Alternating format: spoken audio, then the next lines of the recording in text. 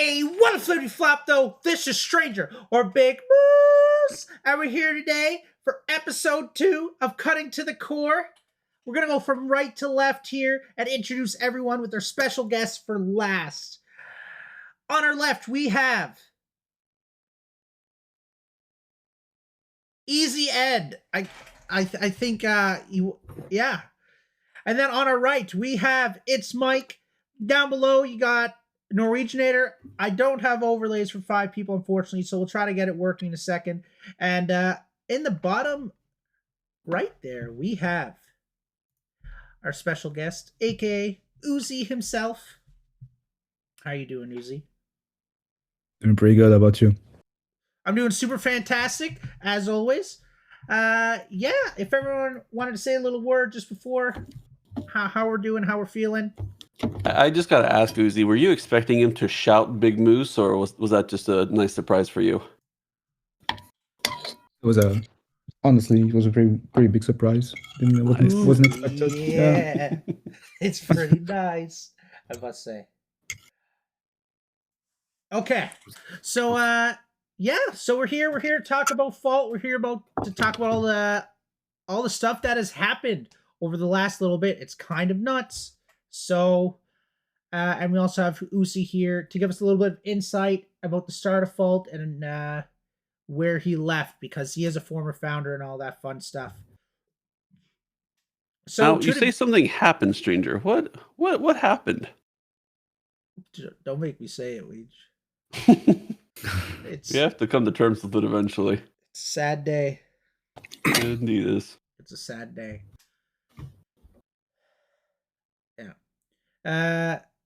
Yeah. Okay. So Fault's dead. Confirmed officially. It's on its last legs. Dying, technically. Dying. It's where we stand. F's in the chat for that. It's really upsetting. But today we wanted to go through it from the beginning to the end a little bit and just get our different perspectives. We got an ex-partner here. We got a current partner. We have an ex-founder.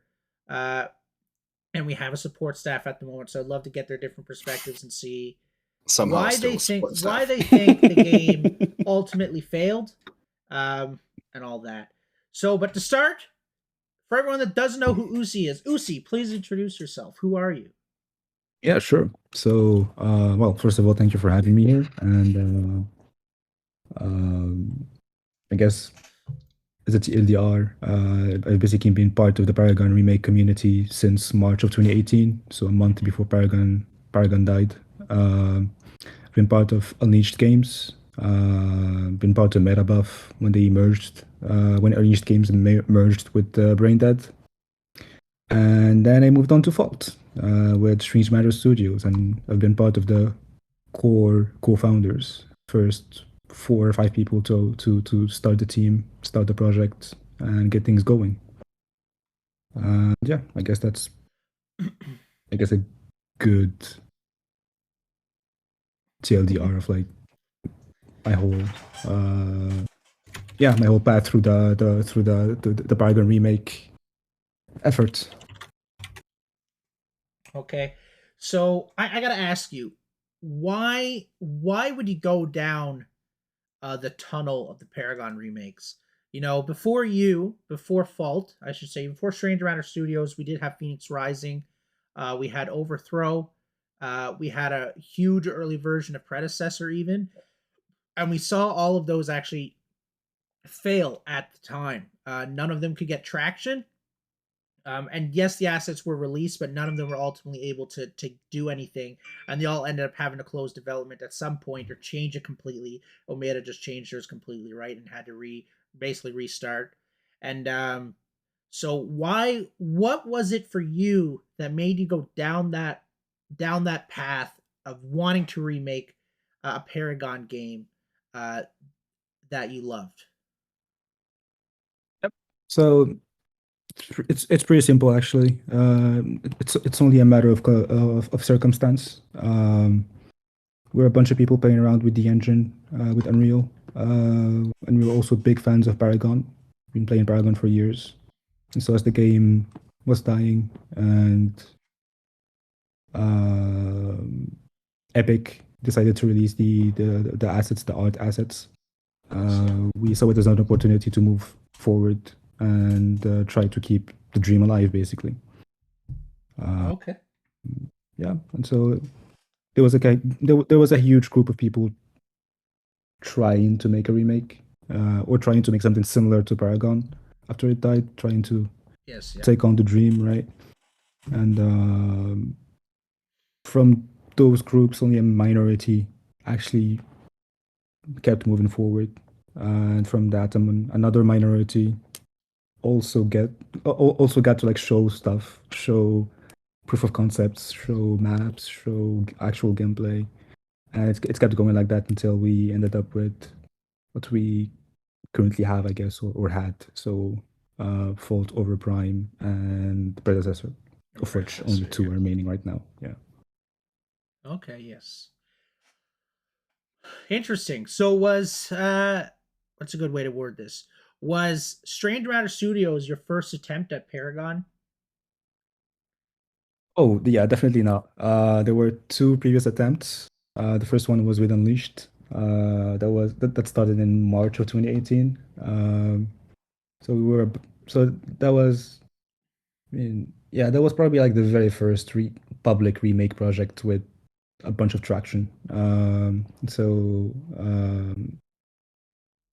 It was basically just like a matter of like gathering people from around the community who wanted to, who either had some experience with Unreal or wanted to get into it.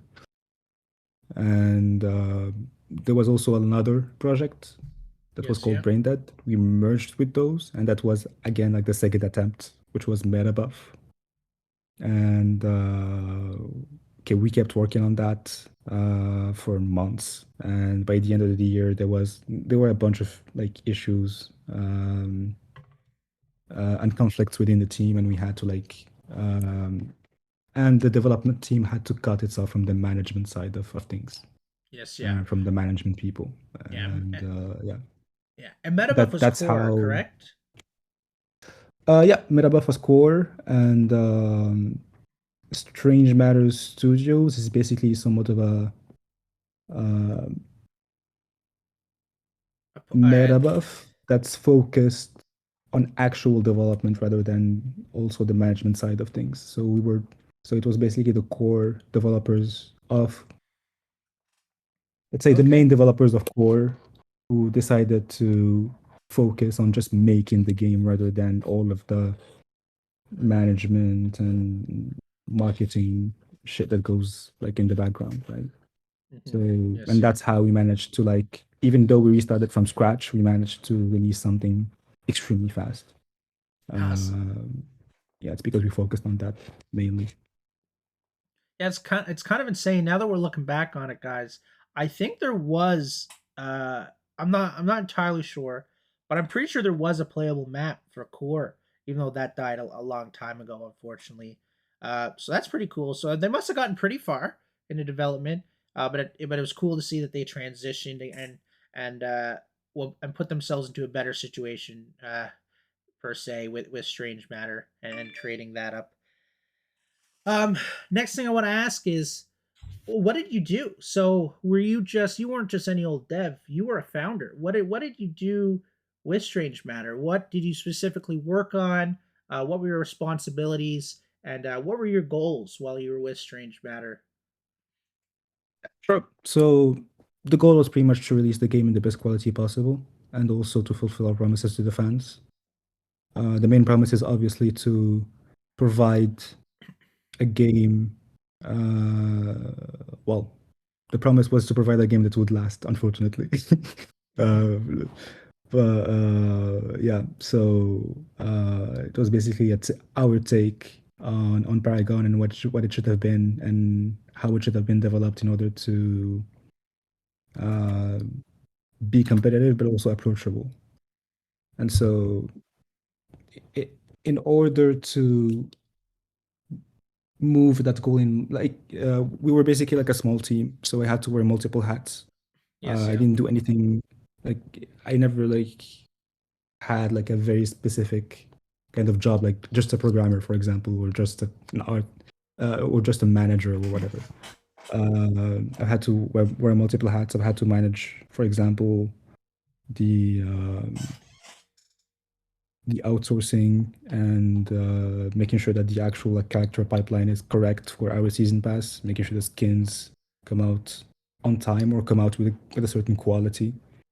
And at the same time, I also most of my core work in the game was obviously doing programming stuff. So I started by programming the base of our gameplay system, and eventually, since Fresher was also involved in the gameplay stuff, and there was a lack of improvement on the animation side. I took ownership over the animation system in Fault, while also doing a lot of stuff like the lighting, for example, map optimization, doing materials. Pretty sure I did some graphics at some point, some graphics programming at some. Yeah, like I basically did a bunch of stuff while working on the project. Yes, yeah. And sorry for giggling. I'm just looking at chat because I was thinking the exact same thing. Were you, stranger? Why don't you talk to me about that? Let's completely ignore Uzi and let's just start shitting on how I look, huh? Weech. I'm an angry drunk. Be careful. What's on the go? What's on the go with the hair? Do you need my baseball cap? Do you need Eds? What's going on? I have not been in the outside world for like 2-3 days, so this is just my hair. Get over it. Oh yes, yeah. And you can see on the left here, we got our handsome Ed, super fantastic. And yeah. So he's had a tough time with the news. True. So folks, if you didn't catch that, we got Uzi here. Just to try to sum up what he was saying. He was a founder with SMS who worked on the gameplay system, the basics of it. He's the one that begun it, while also being one of the lead programmers / coders. He also worked on, when he says gameplay system, that means like animations, heroes, how they felt, how they worked, projectiles, all that fun stuff. And sweet Christmas, look at your hair. And and all that stuff. And you actually worked on the map. I didn't know you did a bit of lighting and stuff. That's pretty cool. That's pretty cool as well. And guys, I just wanted to go through it because let's be honest, why are we all here? What's the main reason we're all here? Besides that, we have all these lovely voices and faces here with us today. The main reason we are here, we want to play Ethereal. For Ethereal is because our beloved game, whether you used to play it and you hate it now, whether you still play it and are still hate it and still hate it, yes, or whether you love it, everyone here in some way is attached to Fault in some way, and I just wanted to be here to try and talk about it and all the emotions we're feeling. So I would like to start with Mike, if possible, on this one. Mike, how do you feel now that Fault's officially confirmed it's going to be dead in a few days, less than 2 weeks? Like a weight's off my shoulders. Well, why wait? What's... Well, because as an active streamer and player, you and a obviously partner, tester, minor NDA with some of the developers, lead mod, yeah. You see a lot of stuff that's just not happening, right? So you're like, the promise this, the promise that, the fail to deliver this, the fail to deliver that. And it's just like, just let it be over. Like, rip the Band-Aid off. And that's kind of what's happened. It's like, I now don't have to feel bad anymore. You know? Do you feel like that feeling kind of like crept up on people, or was there like a specific moment you can pinpoint where it just struck the community at large? Definitely a pinpoint earlier. Some people can sniff these things out earlier than others. Some people might say, "Oh, you're just skeptical, etc.," or you're trusting. But I would say a year ago was when the first time I felt like, well, this doesn't seem to be going anywhere, you know. But for the community kind of sniffed out our behaviors, our responses, probably in the last month. I'd say once free to play come out in particular, there was a little bit of smoke in the air, and what they say, where there's smoke, there's a fire. And I think I agree. Like once Iggy got released, really, I think that's when people started to know, because it's like, okay, new heroes released, super fun, and then nothing ever happened after that. Like nothing at all. Some pretty obvious things that should have been quick fix never happened. So there's that. And now we're gonna go on with Easy Ed. Easy Ed, how do you feel knowing that it's finally coming to an end? Kind of the same thing as Mike. I jumped ship about a month ago.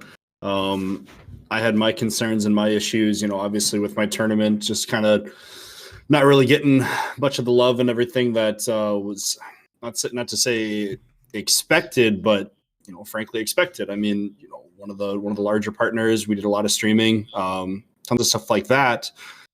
You would think there would have been some respect coming back for what I've done for the community to get a little bit something in return, and that frankly wasn't there. There were a couple of the guys who helped out a whole bunch, but not really the love and attention one was shooting for. But overall, there were a lot of big red flags. Just frankly, the discommunication between the entire development team to the community. It really wasn't there. Back a year ago, you would see a vast majority of the devs, talking in the Discord, talking in, gaming, whatever else, doing events. And it just kind of felt like the high school project was just bored. They were just done with it. Okay, yeah, we're going to go off to college now. Our high school garage project is over with. So let's do something else. And this is kind of what it felt like. They just quit caring, and, most of them moved on. And we were kind of just here waiting for Dad to come home. And now we found out Dad's gone. So yes, yeah. So now it's my turn, I guess. For me, guys, I'm going to be honest. I am a little bit sad. However, I had my breakup with Vault back in 2021. I'm going to be honest. I really did. For anyone that knows, back then I did a lot of content all the time, and I felt like I wasn't seeing progress as well, on top of many other things. And I had my breakup, I think, with Fault then. Not going to say it still hurt to see the official message from Ryan Red that it is closing. But I do think it's a bit, it was a bit rough for me.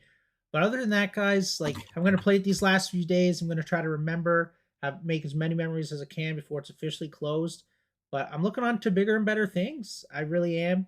I think there's some high quality games coming out. I've really got my eyes on Predecessor at the moment. I'm kind of like, there was a time in my life where I was a clear Fault simp. I truly thought at that moment there was nothing you guys could have said to me to change my mind. And I got an invite randomly one day to join some internal testing with Predecessor, and ever since then they blew my world away. Truly, like, blew my hair back. My shirt was coming off. Like, yeah, you started with a breakup metaphor, but you really kept going with the romance, huh? You know how I am. Hey, some breakups are healthy, Yeah, a blessing in disguise is what it was for me. I can't stress it enough, folks. I think you should really turn your eyes there. Some of you, I'm not taking my shirt off.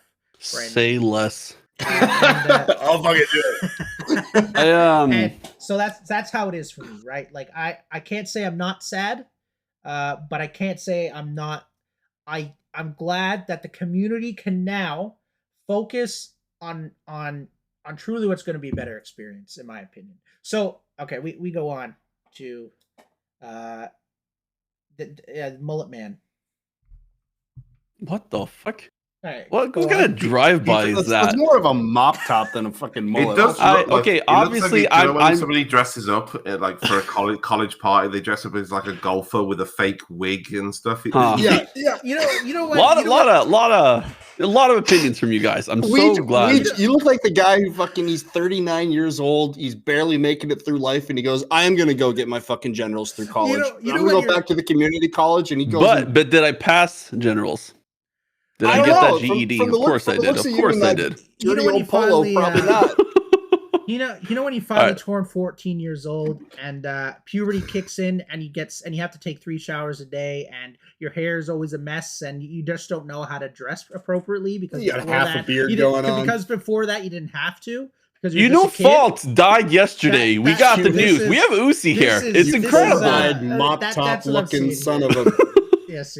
All right. Obviously, I look at my hair. I'm disheveled. I'm a mess. I don't know. It's one of those things where Fault had so many tumultuous times in its development. Where you had slowdowns or dry periods, where you'd have nothing going on, right? And you kind of feel like a lot of people got numb to that, where you're just waiting for things to pick up again. You keep getting promises of the next thing that's coming, and you're like, okay, yeah, these guys have delivered before, but it just kept getting slower and slower and slower. Got harder and harder to justify to the community. I'm sure partners felt that pretty hard.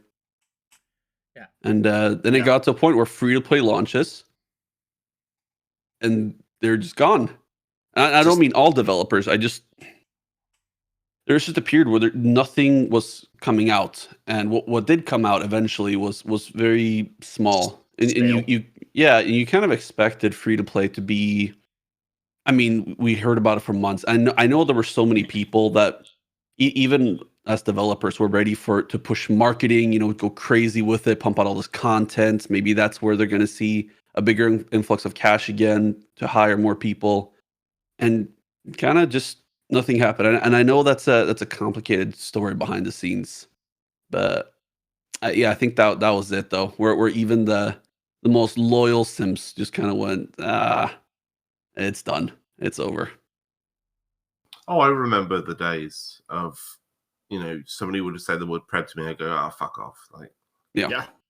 But I had rose tinted glasses on, Well, we kind of, as partners and stuff, Mike, we kind of had to not have to have that opinion, but we couldn't be a partner of one game and then just completely rant and rave about how terrific the next best thing is. That we were kind of in a sticky situation, and we had to put the face on and go out there and be like, oh yeah, everything's great. We're having so much fun. They're working their asses off. And really it's like, what is happening?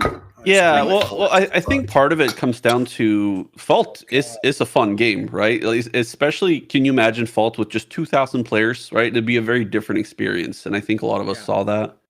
Yes. So some of us prefer the gameplay to other Parazombies, just purely based on design choices. But it comes down to can this company keep the game alive and keep it, innovating and growing and becoming what it was promised to be, and that's where we just saw it fall apart. Yeah, it's you guys are talking about these companies that just pull the full 180. I'm not a big fan of Overprime, guys. I do need to play it more to get a real good feel of and have a strong opinion about it. But that game pulled a full 180 on everybody. That game used to download from a Dropbox. I thought people were hacking to my computer every time I tried to play it. And look at them now. Like, what? Like, I don't know what happened. I don't understand how it happened. All I know is that to go from someone hacking into my computer to being part of what felt like we'll just leave it at that, actually. And that's what $1 billion gets you, to being a part of whatever mobile video game company in Korea. Like, that's insane. That's insane. And like to see how these two companies that are left, really, Omeda and what's the other one called? Solive, to see how they scaled up and like how they really were able to make what used to be like just a hobby into something awesome. I'm just excited. Anywho, let's move on to Uzi. How do you feel knowing that Fault's coming to an end? Yeah, I mean, I've not been an active part of the I guess, internal fault team for a year and a half by now. So I wouldn't say I'm as affected as people who are part of the team currently. That would be it's pretty rough for them. Been talking to some people, trying to help out as much as I can. But yeah, it's still, however, like at the end of a huge important chunk of my life right there, including Paragon. So even as I left the team, there was still hope. Yeah. And yeah, so just seeing, just seeing the closure of the dream, right? Of fault, of what I used to work, what I spent thousands of hours working on it. It's still quite painful even years later, even a year and a half later. So Yes, yeah. So yeah. I'd say Just so people have a reference point, what was the last patch that you were with the company like? What was Fault releasing at the time? What did Fault look like? I think it was patch 0.14 maybe. So basically when the new HUD launched with all of the new animations and stuff. That kind of felt like when there's still somewhat of a pipeline of things coming out. Yeah, that was the best yeah. patch in my opinion too. Like You're that No, was just kind of heroes are coming out at a yeah. semi recent like steady rate, and kind of felt like things were moving along back then. Yeah, I would say back then there was definitely momentum. Like people were still looking forward to add stuff, add patches. There was a lot of planning for huge features to add, big reworks. If you remember, when we were communicating about a totally new map with a new, like, completely. It was like a completely redesigned map with more careful optimization and making sure that the game flow is right. But yeah, like after I left, obviously there was I didn't have any visibility into the game, and even if I did, I wouldn't disclose that. So just out of respect for the team. So yeah. Yeah, of course. That's a bit Would you mind speaking sus. on the reason for leaving?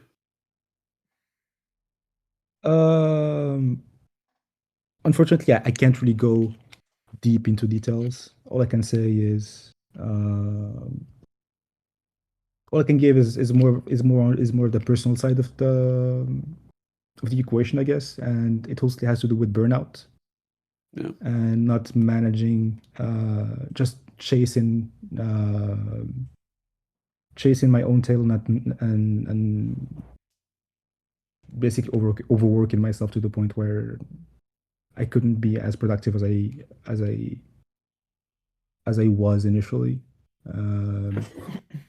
combined with a bunch of personal reasons that Okay, added to it. And could I add, because earlier I made a note of this. Earlier you said that a lot of the team that came over from Core and stuff that came to make Fault, that you were mainly developers, right? Not Sure. management people, not community people, developers, people who just sit there and write code or do stuff, right? Because I don't know how it all works, but I'm guessing.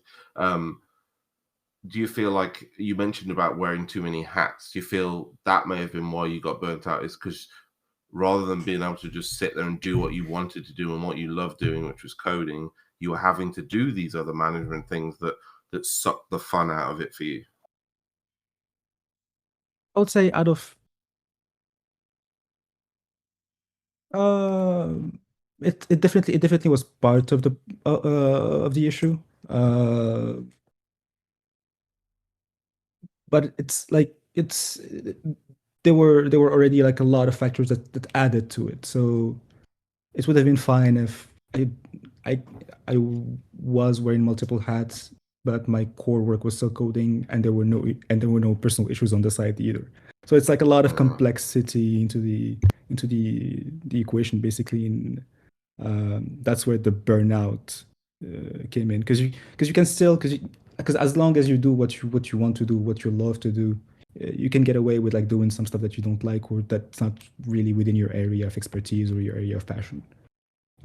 Yeah, maybe but maybe I worded it wrong. Like, so you were just still doing more coding than the other stuff. yeah, for sure. Yeah, Oh, okay. Because for sure. Yeah. the way I read it was like you were getting to do less and less of that, which may have had an effect. No, I was definitely one of the lucky people in the team to still be able to, at least out of the founders and directors, to be able to focus on stuff on actual in-engine work. So I wouldn't really complain about that. Yeah. Speaking of burnouts, I know both you, Fresher, Jester, and everybody else was working with you back then. You guys were working. I mean, I've heard all kinds of numbers, but some crazy hours, like pretty consistently. I'm just kind of curious how exaggerated it is, or if it's true. You guys are working like 10-hour, 12-hour days every single day, working weekends. I know you guys were all taking on a lot of responsibility and work. So on top of real life responsibilities, you could definitely get to those kinds of hours. Yeah, there were definitely a lot. It was never. So it was never part. It was never expected out of the actually it wasn't even expected from the founders. It's more of something that we felt we had to do to keep things moving forward. Yeah. However, it was never forced or expected or even implied on the normal development team, of course. We had specific core hours, and it was 4 hours per day, and usually we would expect people to work, if they're full time, we would expect them to work 35 to 40 hours per week. Yes, yeah. Yeah. Just trying to keep things sane. Obviously, we don't want to end up being one of those indie companies that make their workers work like, I don't know, like 100 hours per week for like what, profit share or whatever. Yeah. Yeah, Now, we unfortunately, definitely didn't want you to go there, founders still had to work those crazy hours. Yeah, I mean, you guys it's were part at it. of, yeah, like it's unfortunately, especially in the gaming industry and trying to make a game that rivals with the quality of Paragon. It's like, no matter the scale at which you try to like develop, like whether you have a full AAA team or you have an indie team full of crazy people who work in crazy hours, it's still going to be a difficult job. It's going to require a lot of hours of work, and obviously with limited resources, you have to do what you have to do to keep things going forward. Yeah. It might not look healthy, and it might be that way. It might be the case that it's not as healthy as like a normal working hours and a good work-life balance. But that's usually not the core issue with burnout, at least in my case. I don't get burned out when I do I spend crazy hours working on stuff that I like to do. It's more with all of the other personal circumstances and also all of the other stuff that you have to do on top of your core work. And Yeah. I have to assume that part of the reason you guys are able to work hours like that for such a long time was passion, which I think for sure you guys really had. Yep. And it's also extremely rare, and that's why you don't see a lot of studios or games making or ideas make it. It's really hard to find people who share the same passion towards the same goal. And the death of Paragon was a very special circumstance where a lot of people were very interested in rebuilding a game, in providing to the community what they lost, basically reviving the game and giving and basically trying to revive something that you love, something that you spent hours having fun with your friends on. And and just seeing like the reaction of the community and seeing how excited everyone was about like trying to rekindle like the flame of Paragon and trying to instead of like giving up on the game, trying to bring it back to life. Like it's basically what kept us going for all this time. And I feel like that's what kept the dev team actually going until they realized that the servers are going to shut down. Like even days before like the announcement was given, people were still excited to still work on the game. At least Yeah. the normal Yeah. devs, as far as I'm aware. So it's a bit unfortunate for sure. Yeah, imagine. But I just want to. Sorry, I just need to say one thing. If you're looking at the face cams, Uzi, and you see me making weird faces, that's directed at chat, not your responses. I promise. Yeah, that's totally fine. Yeah, I'm not a also very taking smart this man. fine. I get sidetracked easily. Okay. I want to ask a question while I was listening. I was thinking about something that I think personally one of Fault's biggest downfalls was in fact it when it released. And I know that sounds really weird to say, but I think on July 17th of 2020 the game was not ready for release. But yet they pushed it anyways. And I can even yes, I think that's happened. And I'm going to be honest, I think the reason it got released, more so than any other reason, was because of the pressure the community was giving. I remember those days back then. People were angry when the game didn't come out the second it was announced. It was like 2 hours late. People were angry because it got delayed off its original Indiegogo campaign, and then it got delayed again, and then people lost their minds when it got delayed a second time. I really think the pressure really coincided with the game, because I think SMS, now I am just kind of pulling at straws here, I think SMS set themselves up higher than they were currently able to succeed. They set it up here for this is our release date. We can accomplish this much by this time. And then reality hit them and they're like, whoa, we need way more time. And then the community kind of yelled at them. And then that's why I think they released. Because if anyone remembers when Fault released, it was a disaster. Okay, besides the fact that the servers or whatever went down, like, the whole internet decided to explode on the day of launch, which is just unfortunate, but it did happen. If you could actually get into a game, it was actually unplayable because of the FPS issues. Now, they did have it fixed within a week, but the first week of Fault, the game was unplayable for majority of people. But literally, I couldn't play the game personally because the FPS issues were actually too bad. Like, I couldn't even get to 30 FPS. Did you try verifying your game files? Yeah. Let me just delete the res file too while I'm at it. But before, because we have Uzi here, we're very grateful for you being here, and I know you can give us a more direct answer. But if I can theorize beforehand, before you prove us all wrong, I think it has less to do with people being pissed and more about them understanding that they can only delay it for so long because they have everybody's attention and they need to capitalize on that to have the greatest success of having a large player base. They have to strike while the iron's hot, so to speak. I would actually disagree with that. I'd say it was definitely on us. I wouldn't say we had any major, at least from my personal perspective. I'm not speaking for anyone here, only for myself. But I feel like we definitely didn't have as much pressure as you guys think we did. Especially at the time when we decided that we were going to do early access. Interesting. Then why make that decision? Is what I'm curious about then. Well,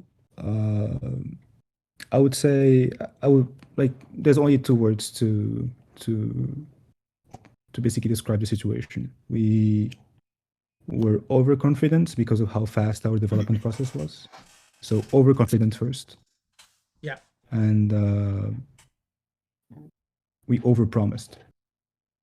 So because of being overconfident, we also overpromised, and that basically led to the catastrophe that early access was. Yes, Even without the Cloudflare issue. Yes. So Did you even if everything deployed perfectly. It would like the state of the game. It was not ready. It was not ready for public release. When you say you're overconfident, do you feel like you guys had a different idea of what the game would actually be like in live? Like you assumed it would be better, or did you assume that people just weren't expecting that much and this was fine? Or do No, you feel like it all we- just fell apart when you pushed that go to live button? Yeah, so one thing's for sure, we by saying we were overconfident, that's basically like hindsight is 2022, right? We didn't know Yeah. back then that it would have like we would have had these many issues and these many unfortunate problems that happened to us as we Yes, yeah. launched. And obviously we're a small team and we don't have the QA capabilities of a huge AAA team. We don't have thousands of developers testing our games and giving us feedback on bugs and things like that.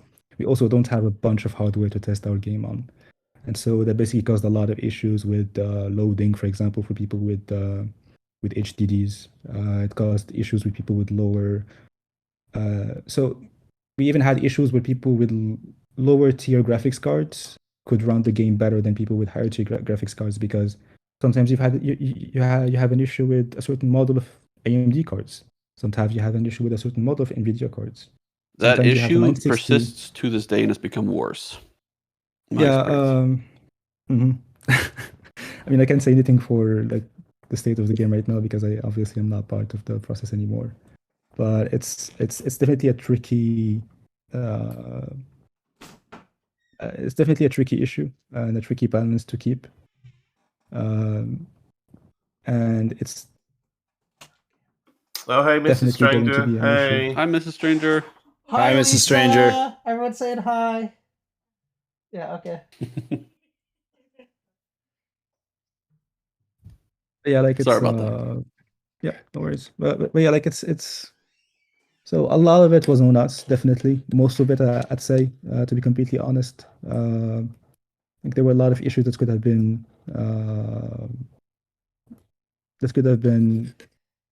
avoided if we'd been more careful about when we launched the game in early access. Obviously, Yeah. it should have been done. It should have been done way later. We like realistically, none of the other projects were launching. I mean, they're still not fully launched even now, and we should have taken our time, and especially with the Indiegogo funding, we should have taken our time and made sure that everything was right before launching in early access, and we still would have made it way sooner Yeah. anyway. So yeah, look, again, hindsight is 2022. Now it's always when you fail that you know exactly what you should have done before. So yeah, that's what I'm gonna say about that for now. I know I've been hogging all the questions, but fuck yourself, stranger. I'm curious. More on the business side of things. When you guys had your Indiegogo money and launch day, you know, like your influx of players, and probably where you guys saw the most amount of money come in, I assume. Do you feel like you guys expanded enough in terms of hiring and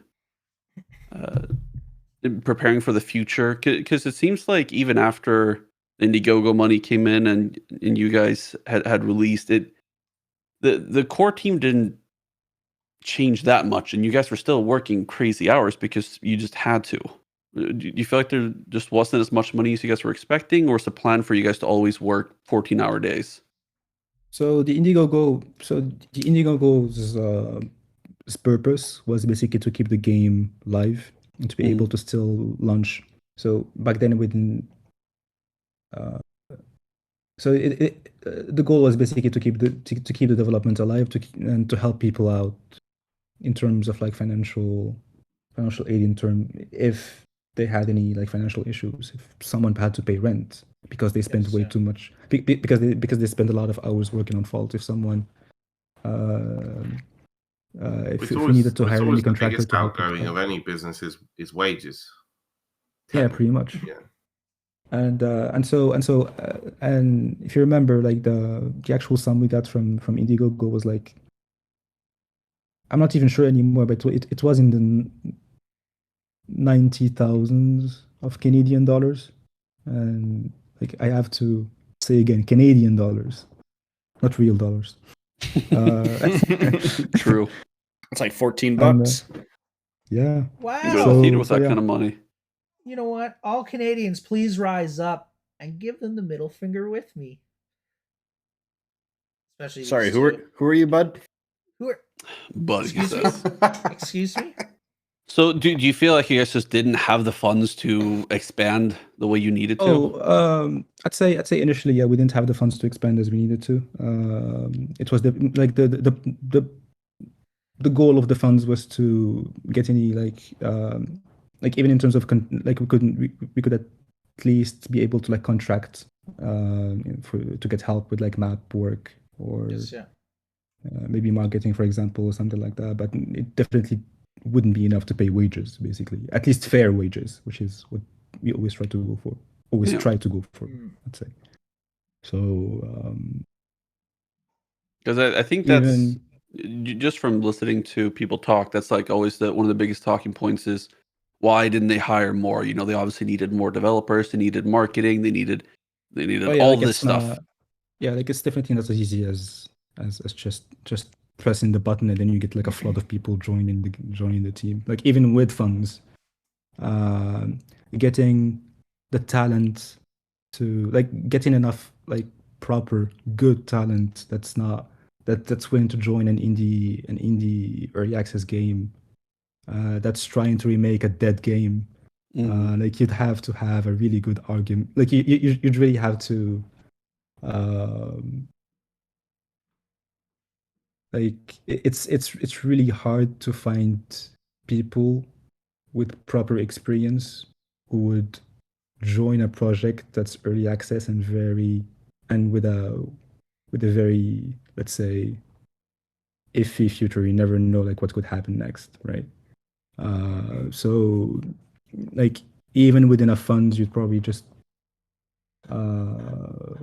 this you'd probably like wait for full release maybe or a more advanced state for the game in order to be able to like hire solid people, or Yeah. maybe you could have or you could have like some solid backing or solid investing behind the game, but that wasn't the goal for us. We were always clear with that.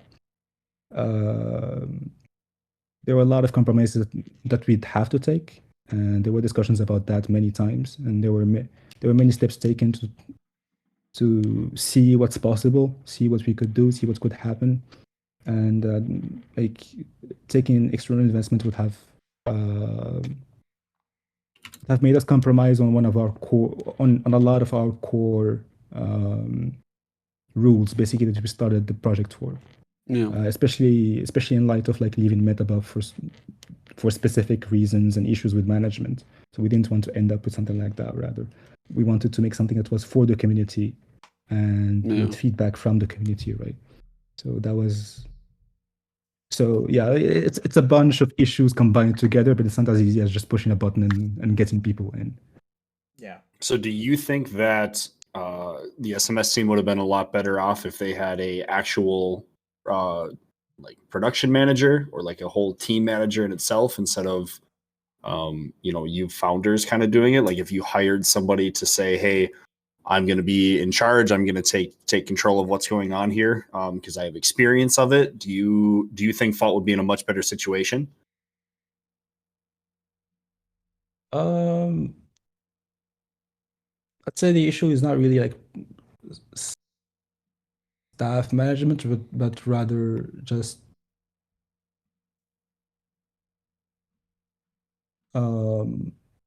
taking the right decisions at the right time, which is going to be the founder's responsibility. Like a lot of the decisions we took, even if you have a production manager, you're kind of still their boss, right? You're still the ones doing the vote. You're still the ones taking the decisions. We were the ones steering the ship. So it's Right. not really about hiring the right person. It's more about what our decisions were as the directors of the game, as the main people. Yes. Yeah. And unfortunately, a lot of them. So we did a lot of wrong things. I'm not sure. I won't say we did a lot of or even any right things. You can we can. I'm not like I'm not. I mean, if I do, I'm pretty pretentious, but yeah, like all I can say pretty much is we honestly tried our best to make the game work. At least when I was part of. I mean, from my perspective, like when I was part of the actual team, right? There wasn't like any. Like there was still passion, right? There was still Yeah. hope, and we definitely we definitely were planning to give the other projects a run for their money for sure. So yeah, that's So I wanted to bring up. So I wrote down. I always do like a little Google Docs for everyone to see, so that we have stuff to talk about and all that fun stuff. Yeah, just curious. Why is point one? Why is empty such a little bitch? That could have been me. Yeah, I'm not sure why that's in there. Bizarre, isn't it? Weird. It's weird. Oh, we'll move past it. We'll do another stream for Why that. is he? Well, we can do a whole other stream dedicated to that. True. We'll move on True. for now. Why empty's a bitch? Yeah, a little Oh, bitch. dude, we can make a movie about it. We can make a Netflix series. Hey. Okay. Probably Candace has probably got something to do with it.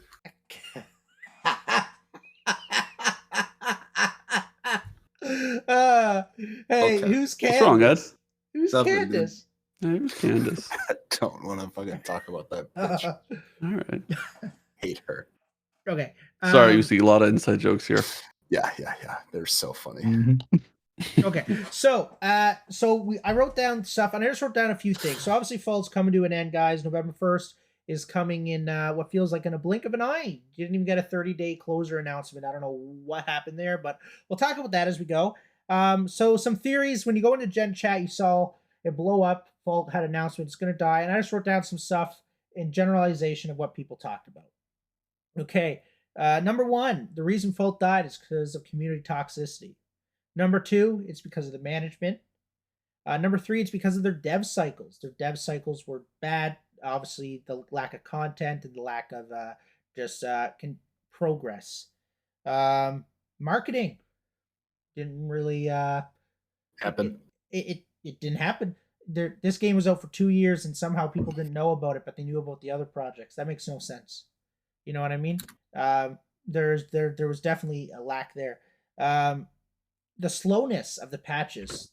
There was moments where the patches just felt like they weren't coming. It felt like there were multiple times during the game's life cycle that you questioned if it was over, and it wasn't at the time, but it was because of the lack of communication and the lack of patches or the optimization. Fault's always struggle with that, and the final one I have, and I wrote tinfoil hat because it's there because people mentioned it, even though they're wrong. Is Fault the scam, right? So It's none of these. It's option 8. Ryan Red did not start an OnlyFans to keep up with the competition. I volunteered. Got told no, you're too ugly. Absolutely dumb bitch. started with a flat tire on that one. We weren't going And- anywhere. That's where we went. Relax. Yeah. Okay. I'll do it right now. Yeah. So I want to go with the first one. We got community toxicity. I don't know. I'm gonna be honest. I don't think that was really that big of an issue. I've actually think the community is quite tame compared to other games. I just think the toxicity was very loud from the people that were consistently toxic, if that makes any sense. So I think what the issue was not more so that the community overall was toxic. I think it was more so that the people that were consistently, openly toxic weren't reprehended effectively and timely. The stuff ran, there was just so much. It was so easy to make an account So it didn't matter if you banned it because they're just going to make another one. So there had to be another solution to that, and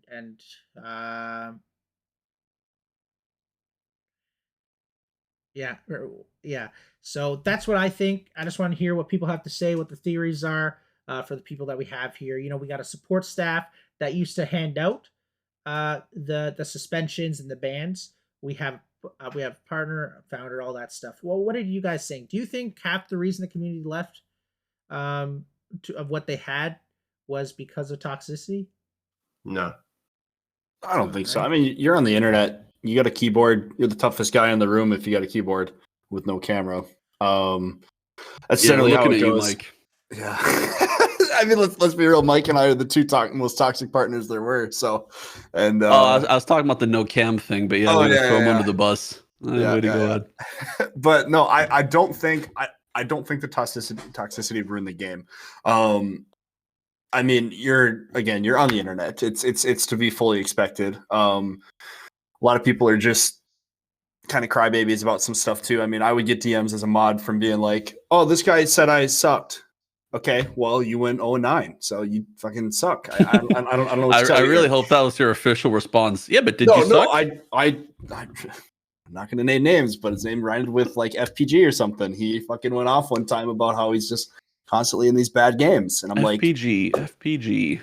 Yeah, that's something like that. I told him, well, you are the lowest elo in that lobby, so maybe you're the problem. I don't know what to say. And if you're spending the whole time typing, you're not getting better. So get better, idiot.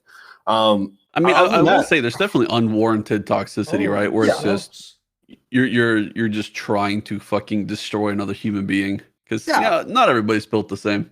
Yeah, I mean, but I think that would be the 0.1% of people, and there are people I know that have been in the community that have been to that level that you're referring to, and that isn't acceptable.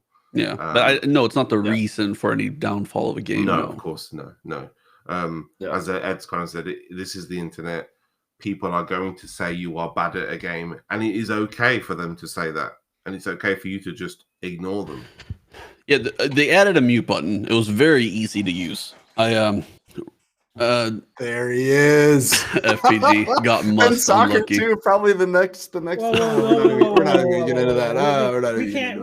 We can and we will. I'm going to call him out by name. Let's. I have a list. You gotta let him. You gotta let him defend himself in chat. No, okay? You gotta let him defend himself. Hate that guy. Okay, so one thing I will say that was a common, I guess, misconception about how banning somebody works is that there's a tier system, right? Where your first offense, maybe you're banned for 24 hours. Then after that, it's a few days, then a week, and a month, and so on and so forth.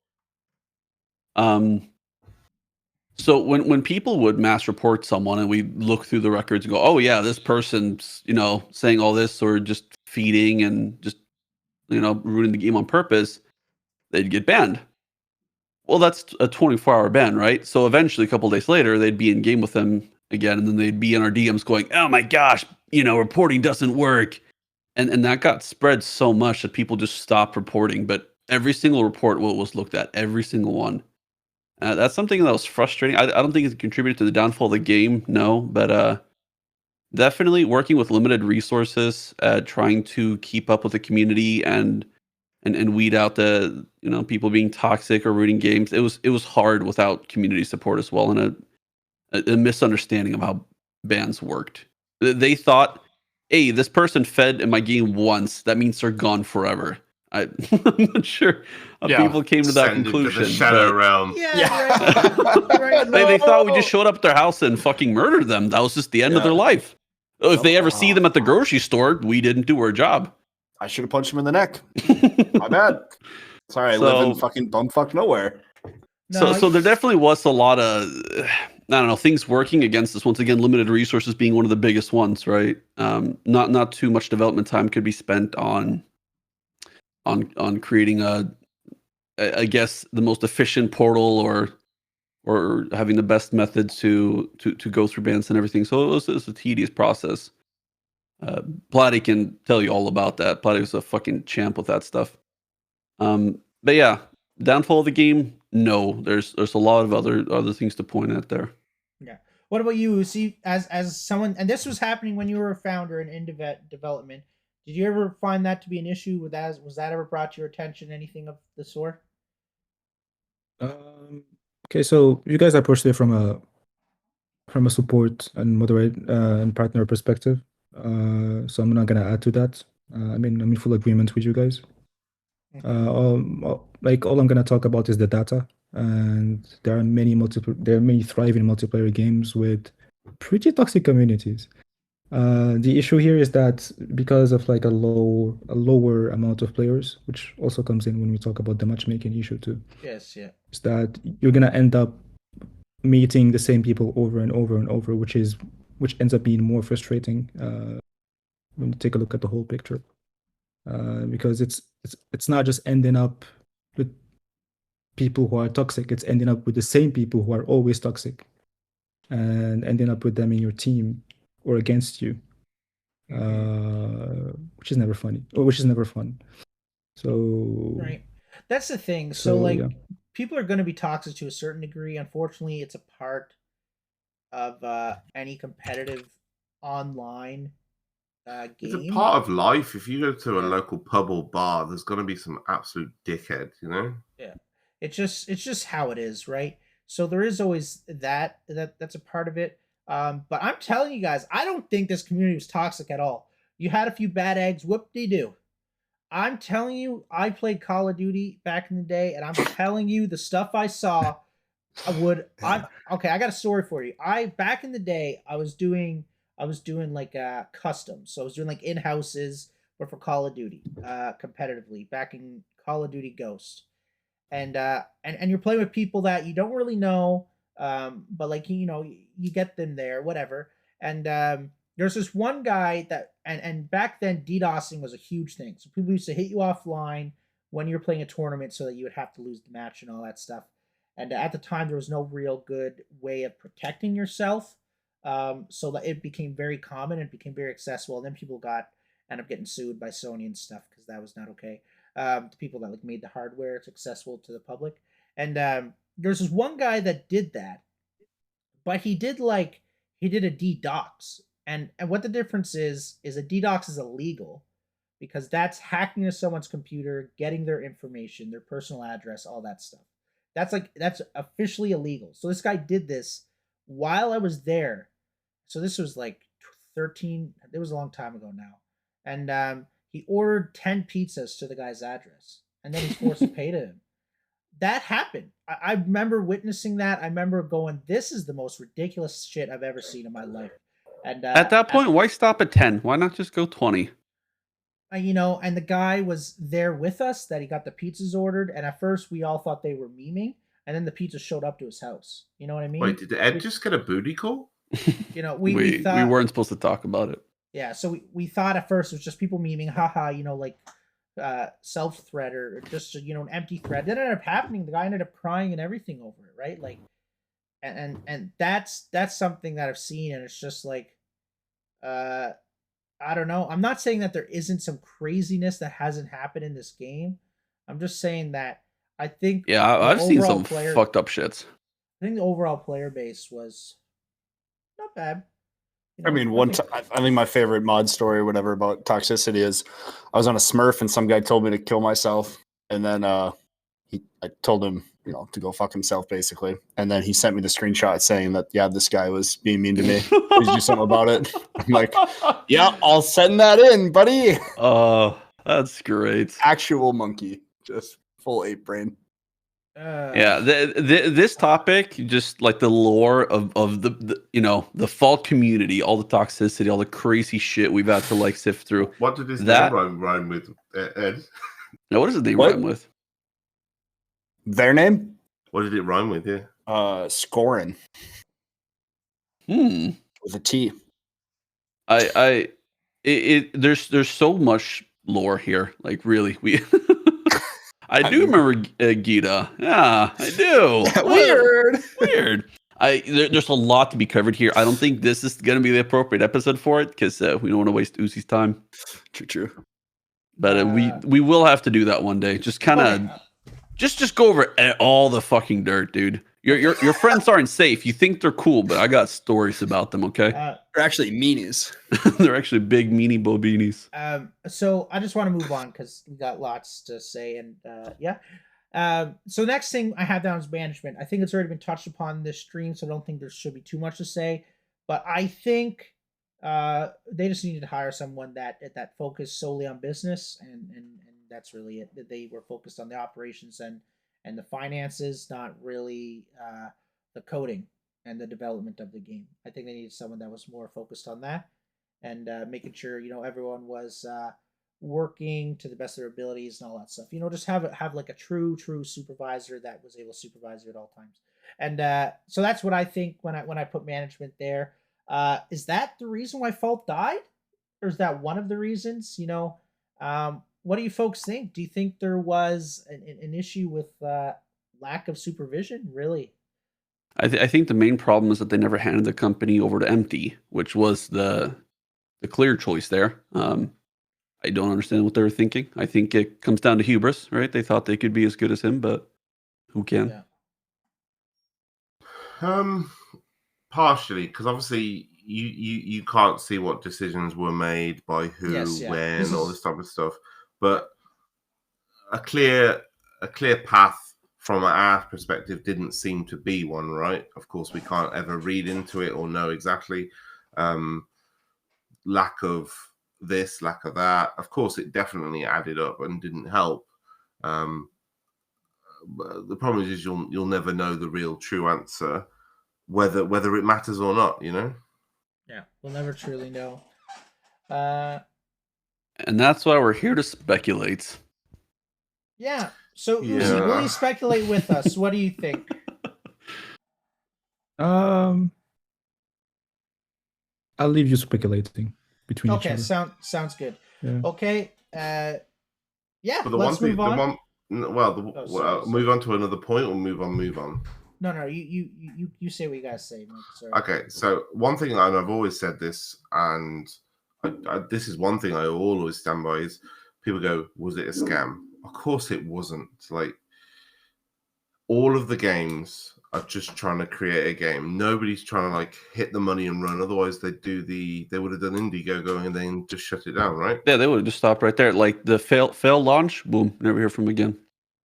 Like the whole pay EA thing and people getting upset about that. It's like, well, that makes sense. Like, to a normal person, that makes sense. I'm fully expecting to pay for Pred EA. I'm fully expecting to pay for over Prime EA. It is not only deserving, it's a reward for them for all the hard work they've done to get to the point of me being able to play their game. Just to touch on that topic, I fully expect to pay as well. I think there's nothing wrong with it. I think it's reasonable. I think it's gonna be fine. I don't really see much else to it. There was Yeah, if they don't charge at least $20 for that game, I mean, they're missing out on a huge opportunity. At the end of the day, we don't know if they're actually going to charge or not. Well, we say we don't know, but if you watched a certain podcast a few weeks ago, you might know on YouTube. But other than that, yeah, it's not really out there. Are you saying that you leak predecessor information left and right? No, I'm saying if you watched For the Minions, there was something said on it a few weeks ago. Okay. Shit. That's all I'm saying. There's something said. Okay. Yes. But yeah. So I don't know. We'll go with that. Fault wasn't a scam. If it was, it wouldn't have been a 2.5 year long project. Yeah, and you wouldn't have gotten a product out of it too. I mean, you got a product, you got to play it, you got to enjoy it. I mean, I've got thousands of hours on that game. In no way, shape, or form was it a scam. Even if it was like, hey, we're going to close this game down in 3 years. If they would have came out and said it right away, I still would have paid $20 for it. I mean, it's a fun game. I mean, how many other games have you played and you bought it for your PlayStation and then there it sits over there in the corner and you haven't played it for 6 years? I mean, it's not a scam. It's what it is. You got a product, you played it, and you used it, and whatever. So I got a question for you. I think it's pretty evident to the majority of people that it's not a scam. I think you got to really have a tinfoil hat on to believe that sincerely. However, why do you think people would think that? Because they're not very intelligent. Yeah. Frankly, You don't think there's any merit to it at all or anything? No, zero, absolutely zero. Interesting. I mean, there's a lot of things you can question, right, and kind of go through their thought process and decision making. But to say it was a scam is a very shallow, brain dead take. Yeah, it's basically saying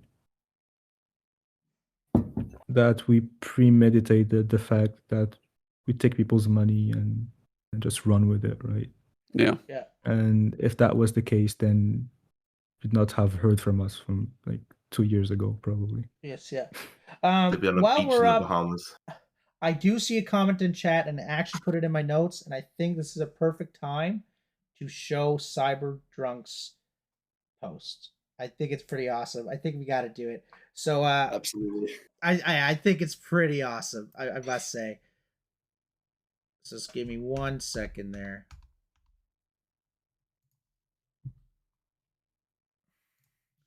All right, guys, we'll try to pull up a post for you. There are lots of people in the community we do not deserve. Cyber is one of them. Yeah. It's so good, fucking man. hilarious. This is Yeah. so good. This meme, and like Cyber he's consistently only done made this bangers. over the years. Only made bangers. Yes. It just honestly, it's just fantastic. All right, so let's pull it up for you guys.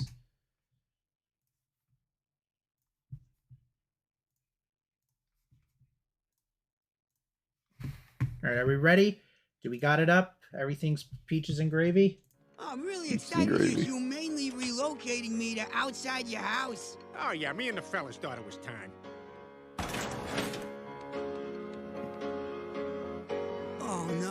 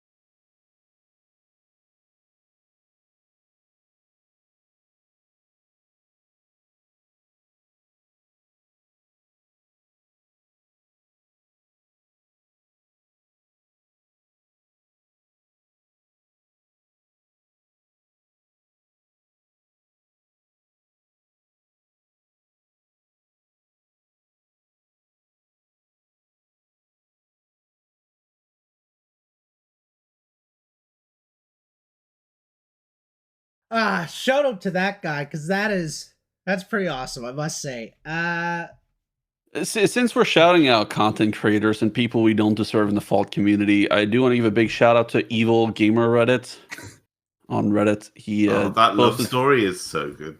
he posted some like serious fucking lore. It was Really consistent. enticing. Really enticing. Beauty of the, Some of it beauty got the very, very heated. Like, you know, It like was the sexually. underage child of the beast. I you know, if you're, I'm always down to go through his post if you want, stranger. But that's on you. Maybe another time. He's You're a coward. You don't appreciate arts. Yeah.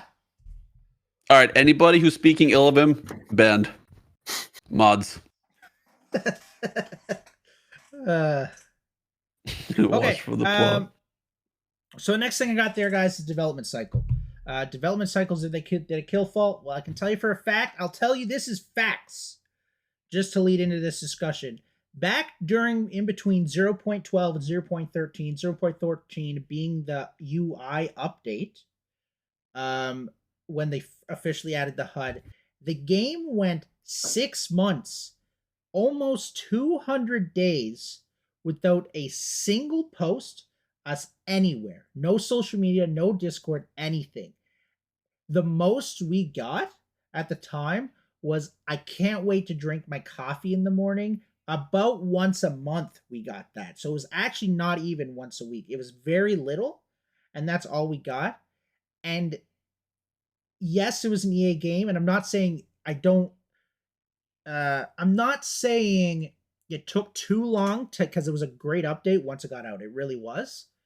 It's just that the game went from having about 600 concurrent players at any moment. That was the minimum they were reaching at that point. It was like matching with that really hot girl on a dating app. You're having a good conversation, and then she doesn't message back for like 2 weeks, and you're freaking out.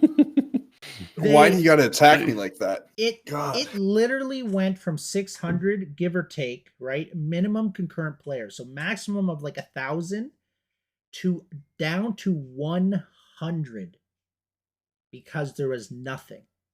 Nothing was said. Nothing. They never told us they were bunkering down and we were going to see a little bit of a slow period. Nothing happened.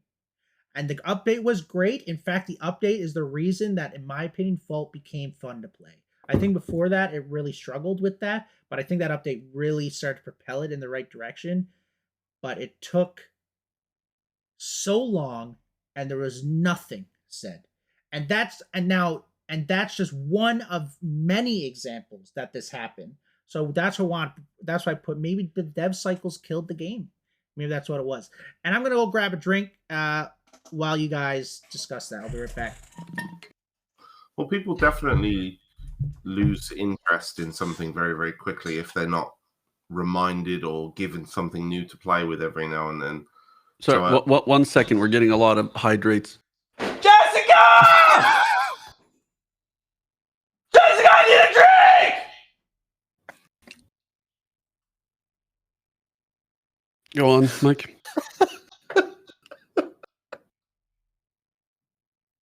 So I just hope the other projects can use it as a learning tool to look. They obviously won't make a similar mistake, but hopefully they can realize that anything, not necessarily just a post like a Soon TM post, but any sort of post that is going to give content or a sneak peek into content that is coming, to keep people interested is better than nothing.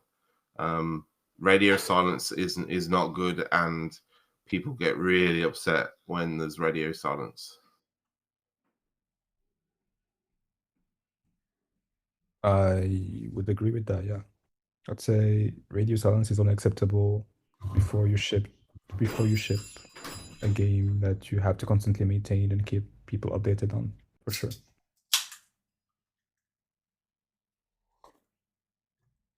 Well, if I remember right, what came after that patch? Wasn't it Feng Mao? So I don't even remember because it was damn near a year ago already. But we went that incredibly long amount of time with nothing, and then we got Feng Mao, and for the people who did stay, you got your shit pushed in by somebody pulling a sock cap playing Iggy. You just rolled your face on the keyboard, you got a triple kill, and now suddenly you just win the game. Are you trying to find any reason to BM sock cap in front of me right now? I'd beat the shit out of sock cap. Straight up. I don't know. I think sock cap beats up you. No, absolutely not. I think it's pretty clear to everyone, Can you guys pull your weight a little bit on this hydrate shit? Dude, I'm fucking empty. I'm trying, bro. I got nothing. Okay, I had a little bit left, but I got nothing. Right, I quickly checked for you, Ed. It was April the 22nd was when we got the big patch 13 with the new UI and everything. Yes, yeah. Then there wasn't another big patch till April. Let me do my maths. till like an entire month, or yeah. Now the thing Yeah, was though is they did add some quality patches after that, right? Like 0.13.2, they added Prime Helix, for example. Like stuff like that was added along the way. But yes, sorry, I didn't mean to cut you off, Lucy. What were you saying? yeah, I'd say at that time there were definitely. I mean, I wasn't part of the process by then, but at that time there was definitely a lot of plans, a lot of big plans being brewed, a lot of big features being prepared, even stuff that unfortunately didn't make it probably. Yeah. But yeah, like there was an actual development reason why it took that long to get the next batch. Oh yeah. I don't think, from my personal perspective, I don't think it should have. But obviously, I'm talking from an external perspective, so I don't know Yes. what was happening internally, and so my opinion is basically it's a guess. Like even if I had some internal experience within the team, you can never know what's happening inside if you're not part of it. So Absolutely. yeah. I think a big thing that was a huge turnoff for so many people, though, wasn't only the distance of time or like the amount of time in between the patches. It was the lack of communication to the entire community. There was really nothing. It was always just the same soon TM over and over and over. And it turned into it was funny for like a week. And then after that, it was like, okay, well, what is coming? Oh yeah, there's big stuff on the way. We heard that for so long that we just, as a bigger part of the community, we just lost faith. And then at that point, it was like, yeah, we don't even fucking care anymore. Something else shows up, sweet. And if nothing does, well, then it's nothing new today. So Yeah. So I can explain the communication situation. Oh, beautiful. So yeah. So yes. I'm gonna start with excuses. And at the end I'm gonna actually like give you the real shit. Okay. So I'm ready. So initially, internally, at least, like a big issue we had is that we didn't want to overpromise again, and that includes all of the pain that we had to go through and we had to make you go through in early access, like at the start of it, but also all of what happened after early access, which means the season pass. We were late on a lot of skins. We were late on a lot of. I think we were late on even. You were late on heroes. Yeah, multiple heroes. Yeah, multiple heroes. Yeah, we even had to add like Kalari, I think, as a bonus because of that. Yes. And so a big major thing that we basically focused on is not overpromising again. And by that, it means being very careful about the dates we give, and also being very careful about what we promise to do. Even if we're sure that we're going to do it, we shouldn't really promise it until we're like certain about it, right? Mm-hmm. And we have it properly planned. And the issue with that is that you have to find a very intricate balance between not overpromising and not going silence radio either, because of just how uncertain everything is in game development in general. You never know what's going to happen next. You never know if you're going to change. You never know if Unreal is going to launch an update that's going to break something, and then you have to spend another week fixing that stuff before launching, for example. Mm-hmm. So everything is very unsure, right? You never know what's right. You never know for sure if you're going to be able to provide something, obviously, and it's definitely not on the community, right? It's definitely on us. It's our responsibility to keep things in check, to make sure that we can update things on before the deadline, right? So this is the excuse, right? No, I can get that, and I can understand that, and you don't want to say give pictures of a Sev skin and then that Sev skin never get released, like the Sev skull skin we saw, about a year ago. But you don't want to release something. That was a joke. So because it actually happened. But let's say something generally like a game mechanic or a game mode like ARAM. I know you don't want to be posting information that's going to make people expect it to happen, and then of course you say 2 months down the line, sorry guys, that's not going to happen for X, Y, and Z reason. Yeah. But as we've mentioned, there has to be some communication, just some. Exactly, yeah. Yeah, and I agree. I agree with you on that. And there should always be constant communication about stuff that's happening, especially with the model that we had. And I feel like by trying to fix being on the extreme of like overpromising, we went to the other extreme of trying to be as secretive as Yes, yeah. possible, not to. Yeah, because you guys deleted. You guys had yeah. a roadmap, a public roadmap on Trello and everything, and that's when it got deleted. Was around then, and we could see that you guys Yeah. were falling behind because with like the season pass. It was just unfortunate that it kind of went from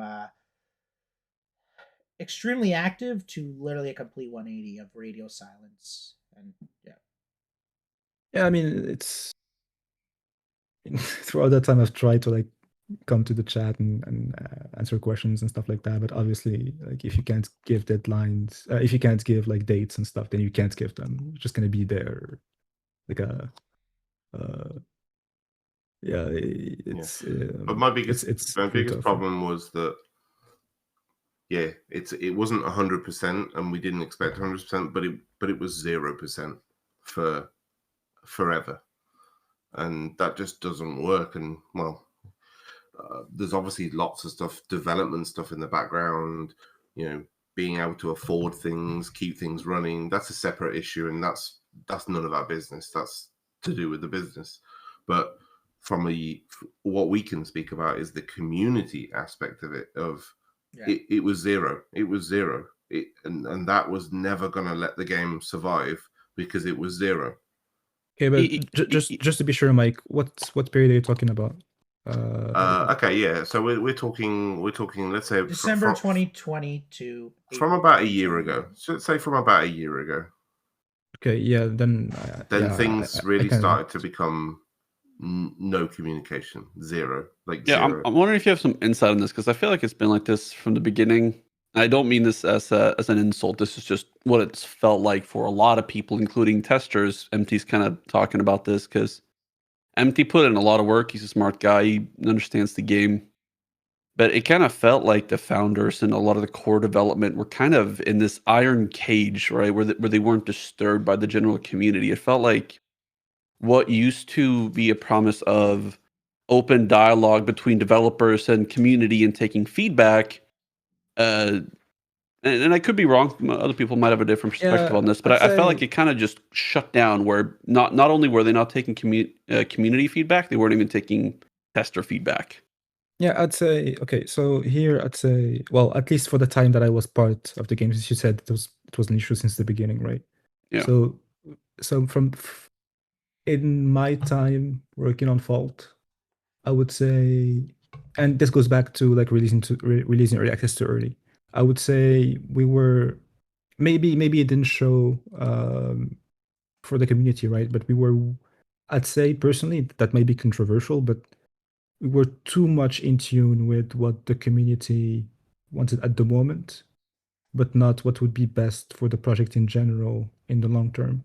And so we kept releasing. So even if when we released early access, we should have realized that, hey, and some of us actually realized that, but hey, the game is not ready yet. So maybe we should take a few steps back and focus on the base of the game rather than keep adding heroes and skins and mechanics. We should have probably, as I've said before many times, done what Rainbow Six Siege did, for example, with Operation Health and making sure the actual core of the game is proper.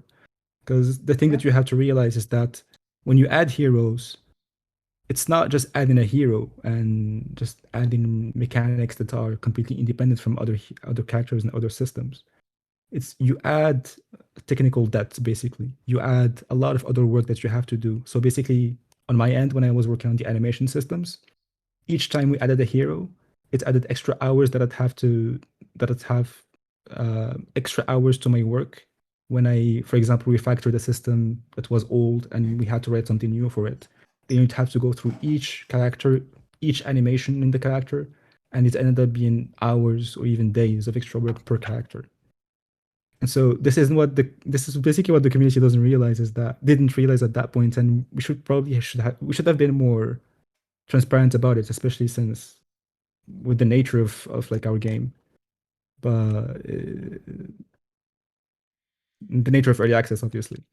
But there was also the issue of like whenever you say something, it counts like a promise, or it counts like complaining, so you have to be really careful about how you communicate, right?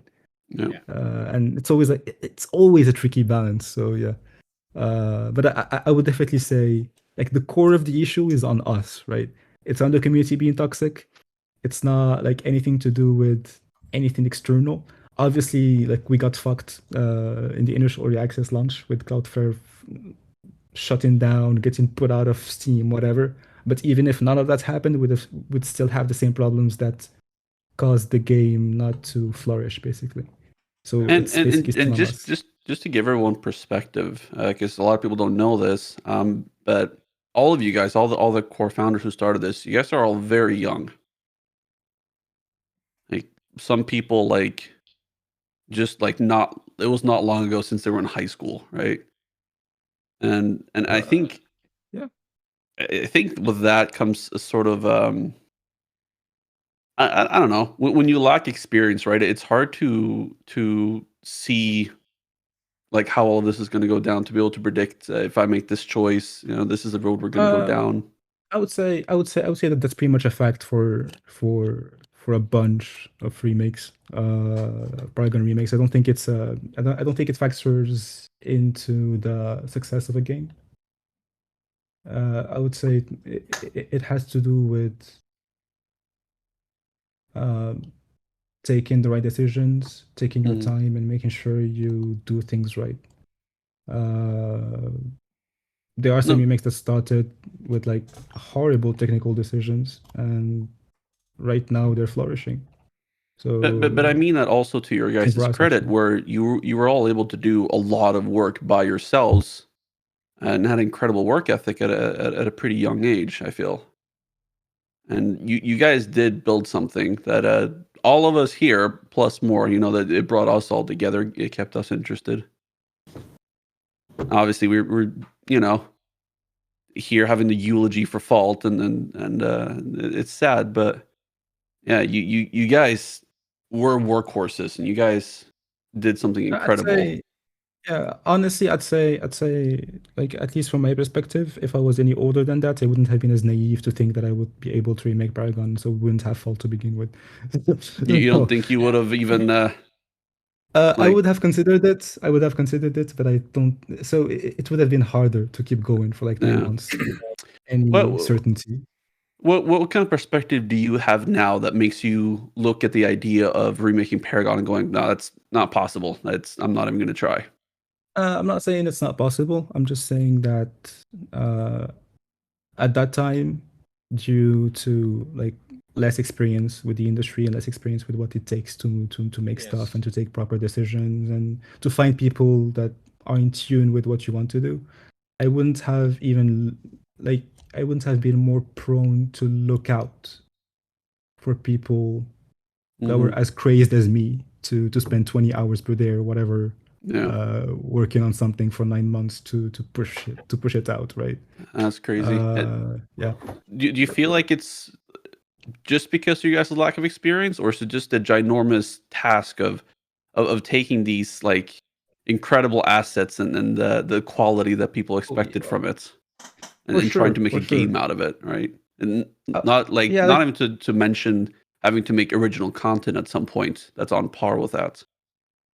Yeah, 100%. Like the thing is, especially in the game industry, and like I've read some studies about this, like not too long ago, a few months ago. Like usually, obviously you need some experienced people in AAA games and whatever to keep the ship going, right? To provide assistance and whatever. But seniority, like overall seniority, like the average seniority in your team doesn't really matter in factoring in determining the success of the project. It more has to do with having a proper vision and having a proper goal. And the inherent thing with like working on a remake of Paragon is that you already have a goal, a very specific one, which is remaking the game, right? Or getting close to the game, and you already know. Everyone has an opinion on what was wrong with the game, and so you can, but it's still evident like what was what we want to do, what we want to move forward to, like what you want to move towards. And so it was easier to condense our efforts into one path and not find any like issues in like alignment and what to do. And so that I feel like that also contributed to like how fast and how efficient we were as a team, even though we started as like 4 people. So yeah, and obviously, yeah, it's like a lot of people don't realize, especially when I used to read like messages on Discord and social media and whatever. Yeah. But like the assets are a very like they're a considerable part of the game making process. But you have to understand that the art is not made after the coding is done or before the coding is. It's done in parallel. So it actually took Epic. So let's say that Paragon took, I don't know, 4 years to develop, if I remember right, or something like that. Yeah. Is it really that long? Yeah. I'm not sure. It's between 2 and 4. I'm not sure. I guess that makes sense. So It's- yeah. So if it took that long, then it took the programming team of Epic that long to program the game, right? With iteration and everything. It's Yeah. not. It doesn't mean that it took art like 1 year to make all the assets, and then the coding team took the art assets. yeah, it's all So happening at the basically same time. Exactly. So it's all happening at the same time, which means it took that much. Like it took that many years to make the game. So even if That's you take the assets, insane. you still have to reverse engineer the stuff that Epic Games did. The people who actually did the engine to begin with. Yeah. The people who know the engine like the back of their. Yeah. So like their back pocket. Speaking of So- assets, I heard that Yeah. there was not fact, but information that Epic Games had sabotaged some of the assets code-wise. There's no remember hearing code in about the this. assets. Okay, so maybe that's worded wrong. I think Yeah, I think what you mean is some of the assets were it looks like maybe a production assistant, like a trainee level person was the one that put them together and into a package, because some of them were pretty scuffed. You know, you expected this animation to work and it just didn't work as intended. No, I would say no. I would say that there's just a lack of information about how the animations were used, and so you just have to Okay. look at the data and reverse engineer the code that runs it. So you take a look at the data and you see, okay, this animation has these kinds of poses and it has these curves full of like data that you have to read with the code to make it run, and you just keep throwing rocks at it until it works, basically. And Wow. once you go through enough heroes and you go through enough animations, basically thousands, you get to develop a pattern in your brain that basically when you see a certain pattern of data in the animations, you get to infer. You already know what the next steps are. You already know what's more probable. You learn the pattern of like developing for Paragon, and so you get to so for example, if there's an animation on Steel that uses a similar technique than one on Richter, then things get obvious from there, basically. Like once you get to like 10 heroes, Yeah. everything else is pretty much the same. Wow, that's actually really enlightening for me, because I really didn't know that. That's actually pretty cool. Yeah. I was always of the mindset, and it's honestly, it unfortunately started with what I was told, that just some of the assets were just scuffed, so they were just they existed, but they would have to be basically reworked so that they were actually usable. But it's cool. Nah, that you- all of the assets, yeah, like all of the assets that were used in production are not like there are some missing animations, Mhm. but nothing that would actually like block you. Like there were some animations that changed between Legacy and Monolith, and sometimes you'd have only the Legacy version, or you'd have only the Monolith version, but you still have like one of those versions. Why did So, the what do you mean the animations changed? Do you mean just like some heroes that got a rework, or was there something like different about having heroes on Legacy and Monolith? So while Epic was developing the game and also improving it and adding new technology to it, there were some heroes that were improved. There were some that were improved way later, and I feel like the assets that were pushed weren't taken from the latest version of the game. I feel it was more Why of is that, by the way? intermediary What would cause that to happen? I've always been curious about that. Why some heroes? Because you've heard about it, like where you guys were talking about how what like this hero, this we can get this one out really quick. So this will be our lineup. But these heroes are much more difficult because it's missing this, and this. Why didn't they all just come out essentially finished?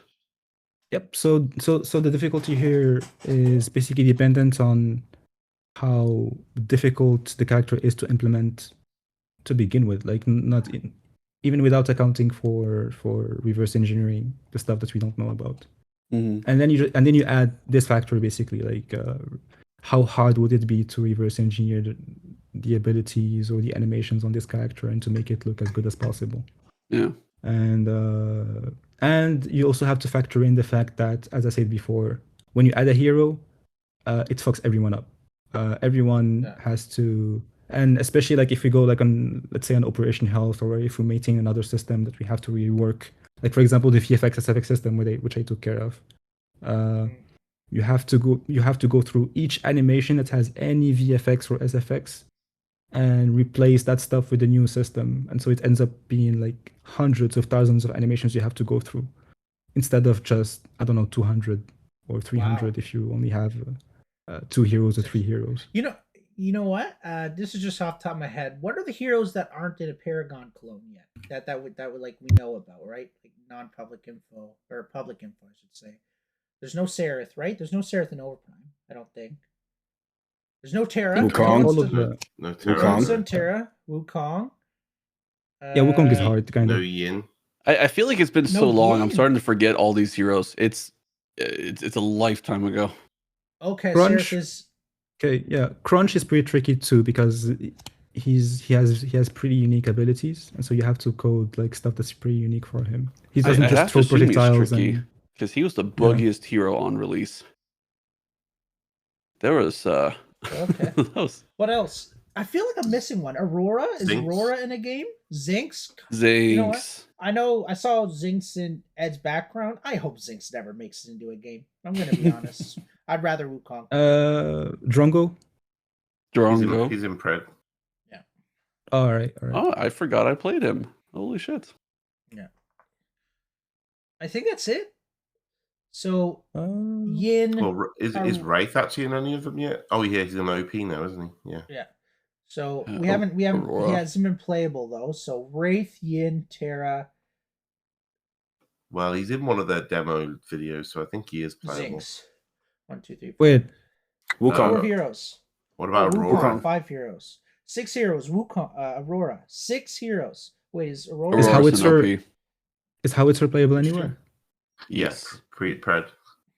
Brad, okay, yeah, all right. Yeah. Interesting. I want to see who's gonna be the first one to take Shimby? Terra. What about Shimby? Who's got Shimby? She was in OP. Yeah, she was in. Oh yeah.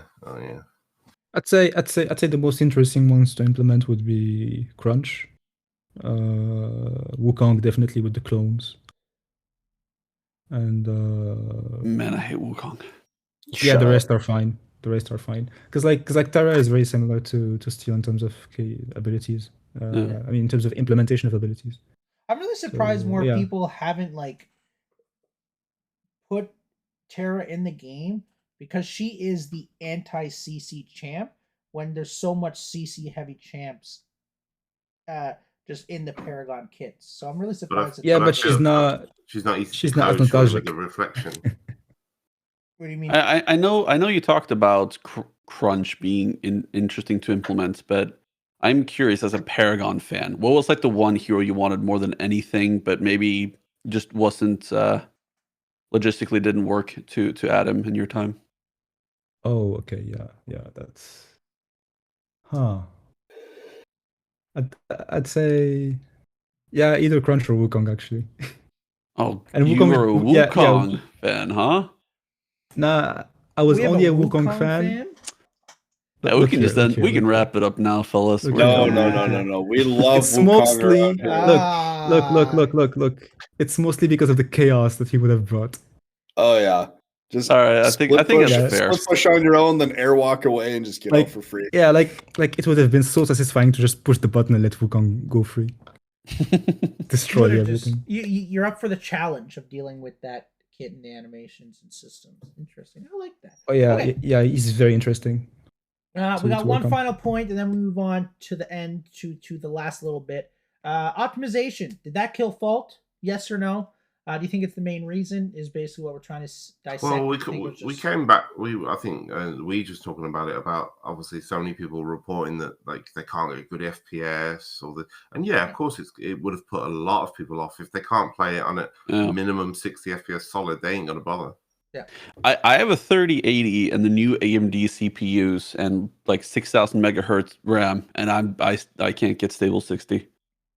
I know that it was kind of discovered towards the end there that not a single dev had an AMD CPU, so it was never tested. Right? They had no like they had no clue how it would I affect. just don't think you verified your files is the issue.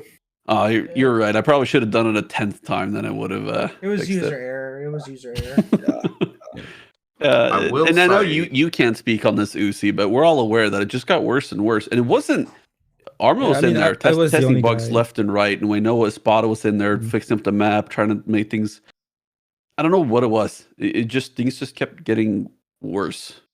Yeah, I mean, just to speak about your specific circumstance, I was the only guy with an AMD CPU. In So the that's team. it. You leaving completely fucked me over. You know what's? Yeah. I've pinpointed it. It's actually really funny. So like, with the exception of like when the game first came out, no one could play. I was always able to get like 180 frames after like the refactor that happened. And when I streamed, I could do 120. And as the game progressed, I slowly but surely could not get as much. And I have a way better CPU and GPU and RAM than I used to when I first started streaming. Fault. So, and like if you were to take the latest update that they currently have, whatever that did, and I guess it's a hot fix, but like whatever 0.18.1 or whatever, I think that's what it's on, and that's the final one. I somehow went from being able to stream at 120 to 60 in the latest update and the final update of Fault, I would assume. So and that's really, it's just stuff like that that's kind of interesting. Like, why out of nowhere can I not? I'm just losing 60 FPS, literally losing 60. So there's stuff like that. Yeah, I think that I'd say. Yeah. Yeah. Like, well, the major thing with optimization. Okay, so there are three reasons actually for why optimization was kind of shit in Fault. So first reason, which is the major one, is that we didn't have as many. We couldn't test our stuff on a ton of hardware. Usually companies either buy a lot of hardware from the minimum spec all the way to the high end, and they try to cover everything. They actually even try to cover, let's say for example you have a 3080, there might actually be an issue with a 3060 or a 3070 even though they're part of the same generation and they have the same cores and everything. Sometimes drivers are tricky like that. I mean, developing a game for PC is not easy from what I understand. Oh, it's crazy, yeah. There's a lot of factors to that you have to consider and test. And so you say it's basically made it for Mac. True. Yes, indeed. That would have Sure. been the solution. Or just That do would've been PlayStation easier. and console. That would have been easier. Now, I have a question that I'm going to be very honest with you. I don't think there's any like diplomatic way for you to answer it, so you can by all means go ahead and skip right over it if you wish. But did you ever watch Paragon from the sideline, or sorry, Fault? Whoa, same vibes, both dying. Did you ever watch Fault from the sidelines after you left? And was there any moment of frustration, or you're wondering about decision making, or? Nope, Or, I did my best to completely disconnect myself from Okay. Obviously, because I was burnt out, that was the best solution. That was the best Yeah. decision to make at the time. Yeah. Just trying to Yeah. completely disconnect myself. I can assume it wasn't an And- easy decision for you to leave. Oh, To it took begin me- with. Yeah, it took 6 months or 7 months Yeah. of transitioning. Yeah. Wow. So it was kind of like an ex-girlfriend situation. You're not going to really look back and try to look her up on Facebook and see how she's doing. You're just trying to move on with life at that point. Yeah, and just time to time checking up on the guys, seeing if everything is all right. Yeah. Okay. So now we move on to the last portion there, folks.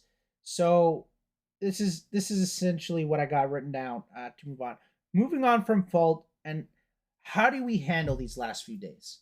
So, folks, when I was describing the Riots in the stream streets. and I was begging everyone to come and do this, and what I wanted to say is we are in our final days of Fault.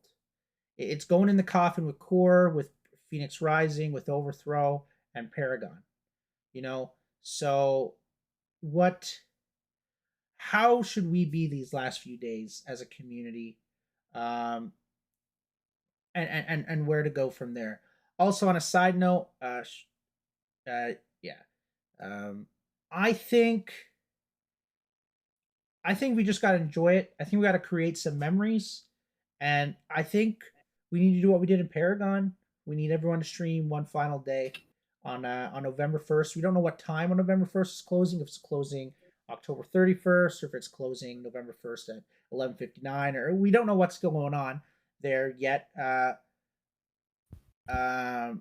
It's I would love for everyone to just think about that. Just just get in one final game. If that's all you have time for. That's all you want to do, and just spend that time. And because the most beautiful thing I saw at the end of Paragon. Now, unfortunately, I was one of the players that left before like its final day, but I watched a lot of Coward. streams and everything. You would see people that every time they looked at each other, they go, "Hey, I hate you." Like those players. I'm ready to beat you, and they wouldn't. They just stood at each other. They were humble. They got in Discord, voice chat with each other for the first time ever, and everyone just had a big, good, kind of like a family vibe. And I would love to see that with the end of Fault again. And I want to get it known that the bridge to Overprime and to Predecessor is there. It's built. I highly, highly, highly suggest everyone takes a look that way and crosses over that bridge, and focuses towards that, and starts building their own communities over there, and so on and so forth. So I just wanted to bring that up, and I wanted to leave it up to everyone. Yeah, I couldn't agree more, and I think I speak for everyone here when I say that as a community. Go support Ed when you see him stream. Make sure to stream snipe him and run down every single game. Just make his life a living hell. Make him regret ever downloading the game. I think this is what brings us together. People in here didn't do that already. Jesus Christ. Yeah, I think that's what's really going to bring us together in the last moments here. I already see some support.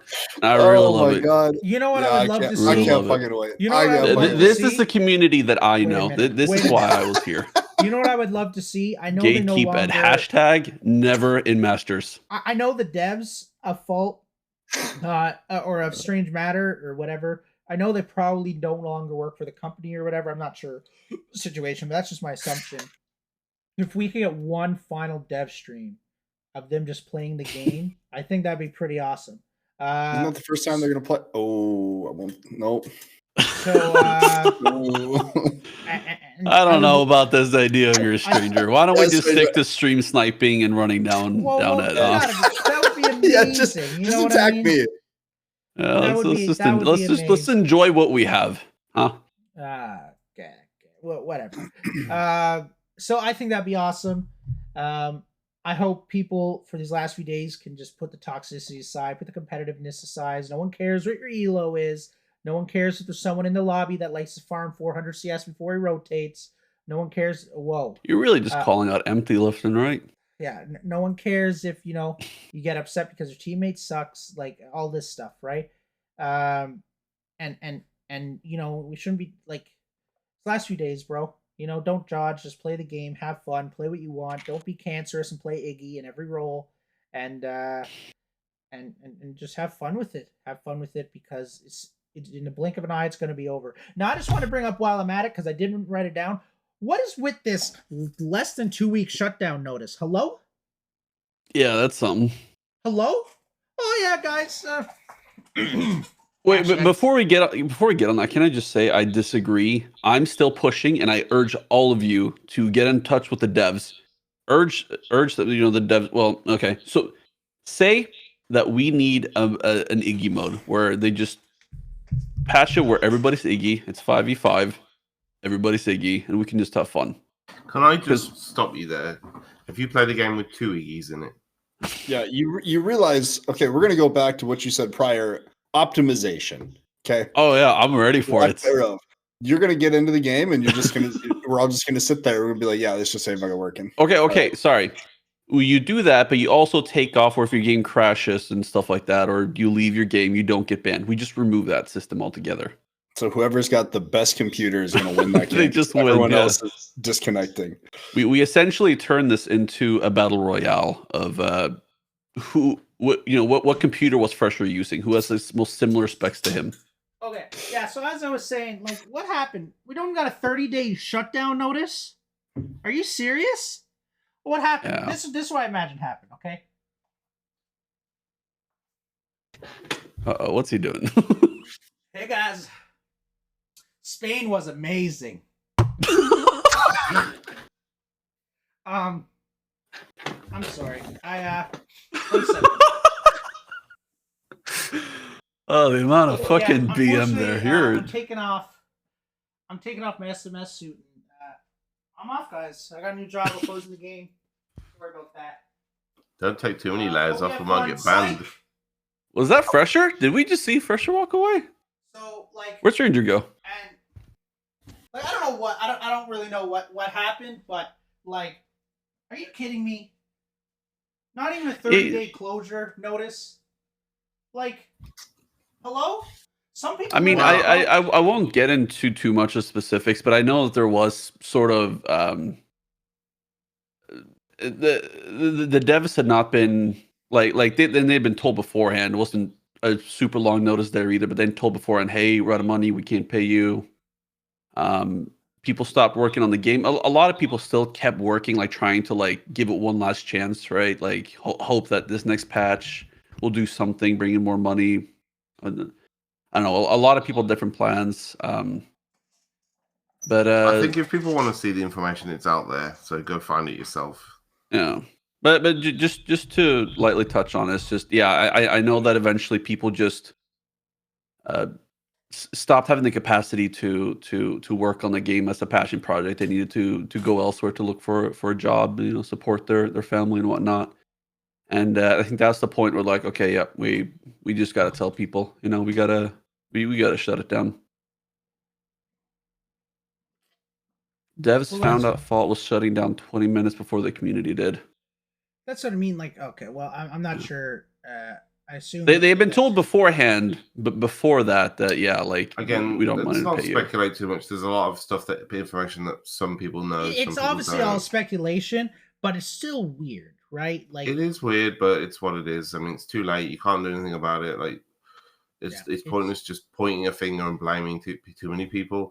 The Yeah. people that the developers, the mods, the whatever, if they want to talk to the developers in their own private times, I think that's the most appropriate way to do it. I think bringing it out to the public just isn't. It's not worth it. It's just. I know what you're talking about, Mike. I'm not bringing any of that up. I'm just saying that that's why eventually the game was shut down because, the devs had to Okay. move on essentially. Yeah. Well, yeah, whatever. It is what it is, right? It's like I'm just a little bit disappointed. I wish I could play. I guess I'm just one of those players. I wish I could have played just a little bit longer, and I guess that's what I'm really upset about at the end of the day. So, At least until bread dropped. I mean, I'm not saying that isn't the case, play. I'm just trying to be respectful for everyone. yeah. Yeah, no, we're not getting into it more than that. That's it. That's it. Like that's Let's move on. it- Yeah. the game didn't shut down because people lost passion or people gave up or anything. Just couldn't work, unfortunately. Okay. So we want to do, and we got 3 last points, and they're pretty quick. I'll say it again. I said it already. I'll say it again. Sorry. Predecessor Overprime are coming out. Take your way there. I'm telling you. If you were a Fault simp, you're soon going to be a Predecessor simp because it is amazing. They're going to blow you away, and you should really look out to them. I think they are going to actually produce a big thing, something bigger. I think they're going to be able to rival Smite. Even I think they're on that trajectory, but we don't know until it's out. But we'll see. I think. What's your take on Pred Uzi? Just if you gotta be diplomatic, but I'm just curious if you see them having the same problem as Fault, or if you feel like they've scaled better as a company and they can handle issues in a different way. Well, I think they're definitely on a better footing because we're dead and they're still going. That's a fair thing. point. But then again, they've never been a live service yet. Yeah, exactly. Yeah, I'd say Fault. I don't think the effort was lost because we can still. There were a lot of mistakes that we made, a lot of mistakes that other projects can learn from and not do and avoid. A lot of issues in terms of like remaking Paragon and releasing the game. So a lot of legal hurdles we had to go through that I'm not going to go too deep about. Yeah, of course. But, Did you actually ever get to play any of the closed testing of Pred? Not really, but I got to. I'm gonna stop there. Yeah. But I didn't really test the game, you know. No, you tested it with the devs from Pred. I see. Nice. Not really. I'm also gonna refute that, but yeah, like I'm not gonna go any deeper. Yeah. Okay. Let's move on before we get Uzi in trouble. Yeah, let's You ask heard more it here questions about first, that. ladies and gentlemen. And folks, that brings us to the end of our stream, and we got one last thing. I'm going to let everyone come up by themselves. What are your final words you want to say to the Fault community and Default as it is closing? Ed, we will start with you. I mean, obviously it's a huge bummer Fault's disappearing, but I think a lot of us saw it coming a while ago. As you said, Stranger, keep your eye out for Predecessor and Overprime. I don't think I'll play Overprime. It hurts my brain. Way too much going on. Like the feel of Predecessor, I think that's going to be a really promising one. With that being said, a lot of you know me as a tournament guy. So I have a Discord called the Ed Classic. Hit me up for that, and I'll get you invited in there. I'm a part of Team Noco. They have a Discord now as well. Told Dietrich I'd give him a shout out. So I will be having Predecessor tournaments and everything like that. Hopefully they turn out even half of what the love and attention we got through Fault was. That was a blast. So hopefully with a much more vast player base, we can do more tournaments consistently and larger tournaments and weekend long ones. Yeah, but I mean, it was a good ride. It was really fun. Got to meet a lot of good people, great people, and people. So yeah, thanks for gatekeeping me out of Masters, you sons of whatever, Prov. Keep right. on keeping on, fellas. We're on to Weege now. What do you have to say? I have made a lot of friends to this community. I don't regret it. I think it's been a lot of fun. It was a fun game. I enjoyed playing it. I saw the passion. Got me sad in the beginning. Fortunately, saw it kind of fade away and faded away in me as well. But beyond that, make sure you guys all go to Reddit and support Evil Gamer Reddit 93. And for all you scumbags out there, the council transcends all games, and we're still out there and we're watching.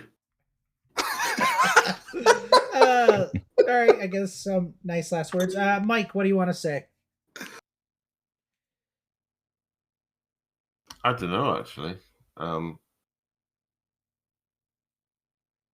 see you in Pred, I guess. Nothing really changed. Oh yeah, I'll definitely. Did you reach out to Sundown or Nabori about being a content creator? What? No. What? Oh, Ed, not Mike. Oh, Hey! I messaged Sundown and he just ghosted me, but he's got some stuff going on right now. Same Z's. Okay. Hey, get him in contact. With No, the I'll this stream guy's Pred. big. And I'll a wait big till the streamer. Pred comes out. We'll see people then.